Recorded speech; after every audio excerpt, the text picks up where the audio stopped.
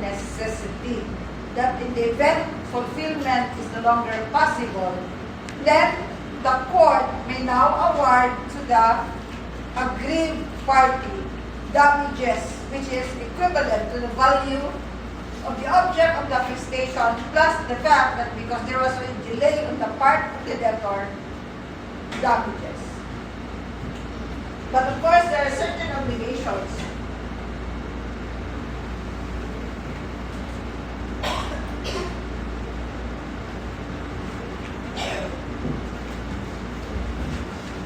Which, at the time of the creation of the obligation, there is no pecuniary value whatsoever.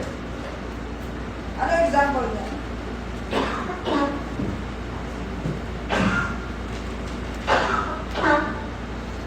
Marriage. It's a perfect example where at the time of the celebration thereof, there is no economic value unless you marry for money. You don't marry for love. But the general rule is, you marry for love. You don't marry for money. But, once there's a breach in that obligation, specifically under Article 68, which is, I said, the most difficult to observe, that obligation to observe fidelity, then there are economic sanctions that come with it. If the offended spouse would file a petition for legal separation as granted by the court, then you forfeit what?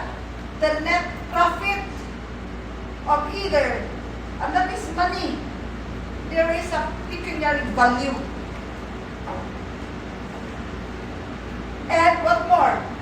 You are disqualified to inherit from the innocent spouse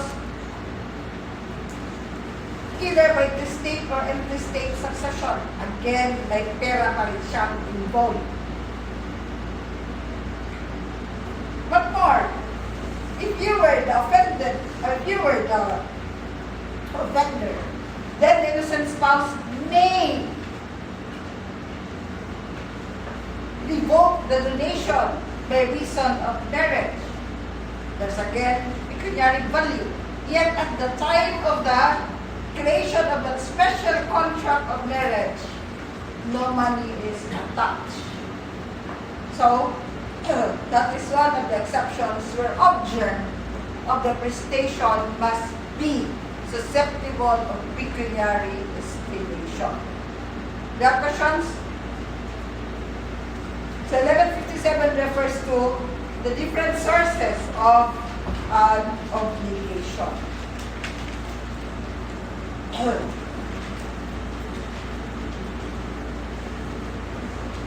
I've discussed 1158 already, derived from law.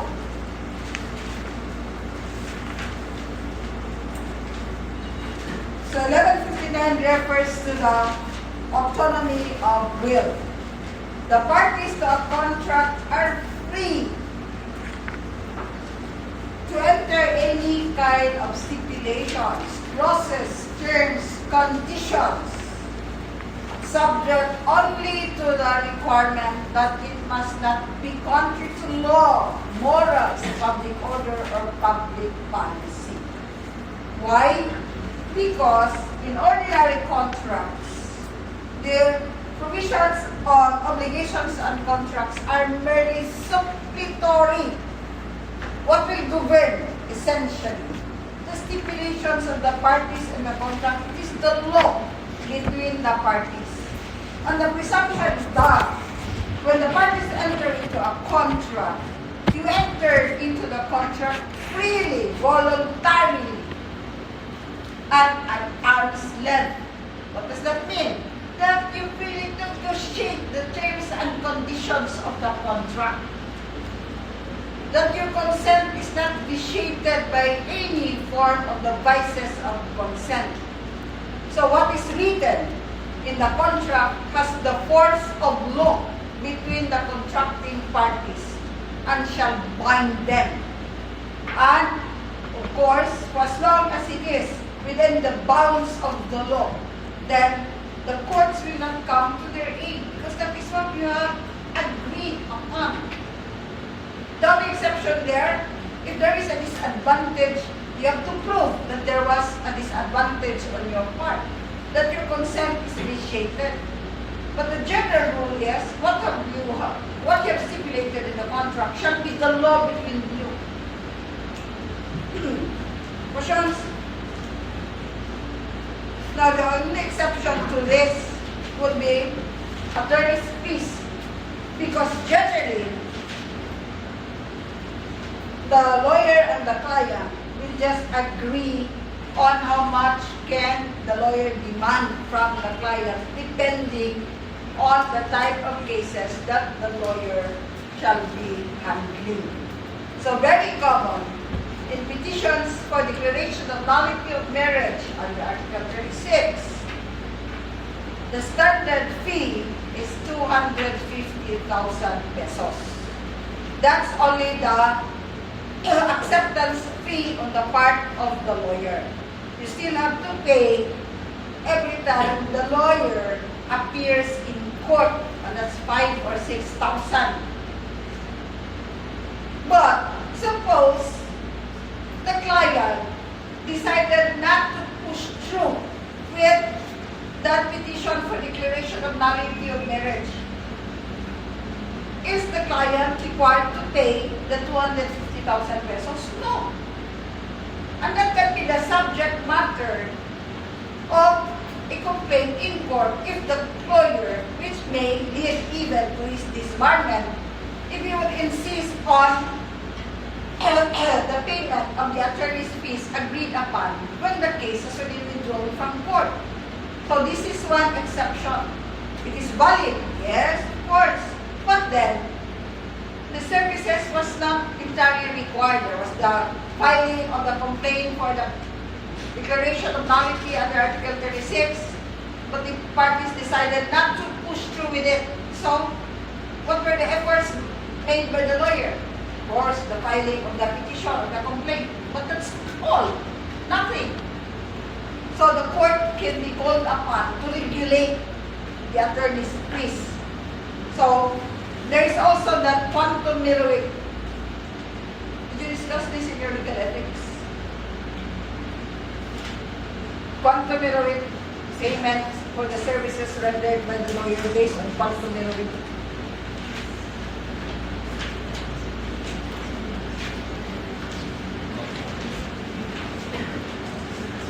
Okay, so 1160. Obligations derived from quasi-contracts shall be subject to the provisions of Chapter 1, Title 17 of this book. So that will be negotio mestio, solutio indebiti. 1161. So we have discussed this at length in persons and family relations. That every person who is criminally liable is civilly liable. That's Article 100 of the revised penal code. And the civil action might be dependent or independent.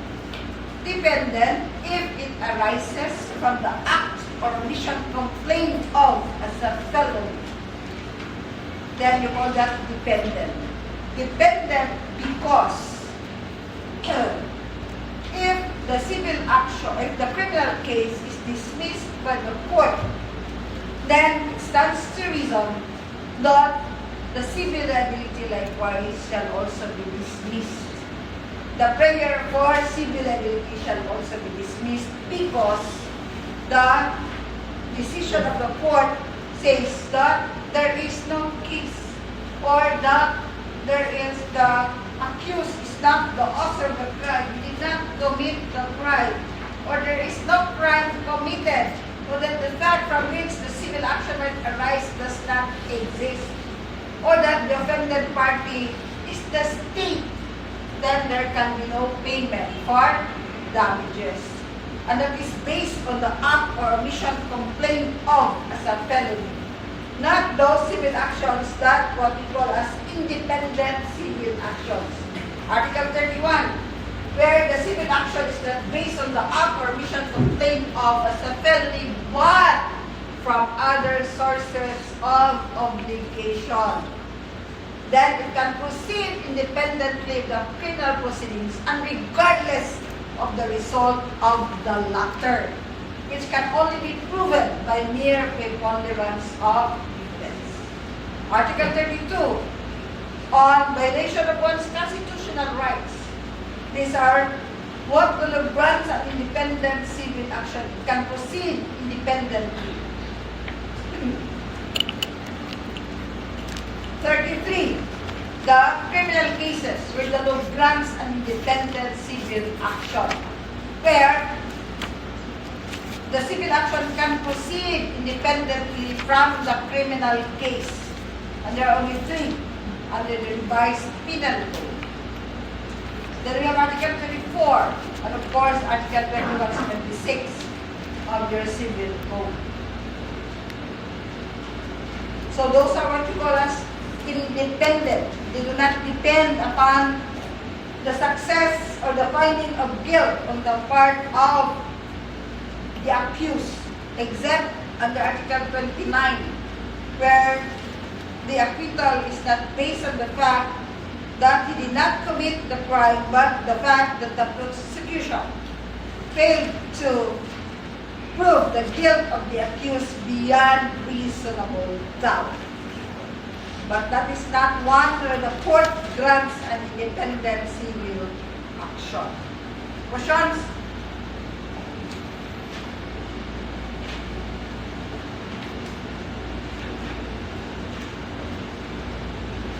So 1162, obligations derived from quasi-delicts shall be governed by the provisions of Chapter 2, Title 17. So this will be part of your subject that you're going to take. Torts and damages, quasi-delicts based on negligence. So I will not discuss that with you because we're going to take that up when you go to second year, if I remember correctly. Now let's go to the obligation to give. The prestation is to give. So the obligation to give may consist of an indeterminate or determinate object. It is indeterminate when it comes from a class, and the loss of which can always be replaced by another coming from the same class or species. So it is called indeterminate.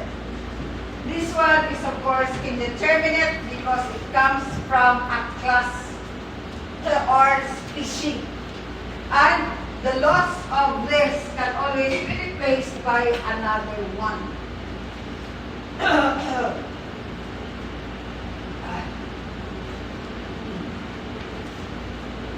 But if there is already a particular aspect of the object to be delivered, would segregate it from the mass, then it becomes specific or determinate. This one is already segregated by the simple fact that it's already a particular plate number. There can only be one plate number with this number. Okay? So, even if it belongs to this particular class or species, but because this now segregates this particular red Toyota Vios from the class, then it becomes a specific object. Which I said, the loss thereof does not mean that the debtor has to replace it with another one, because there can only be 1.3 red Toyota Vios with that particular plate number. So the other term for indeterminate is generic.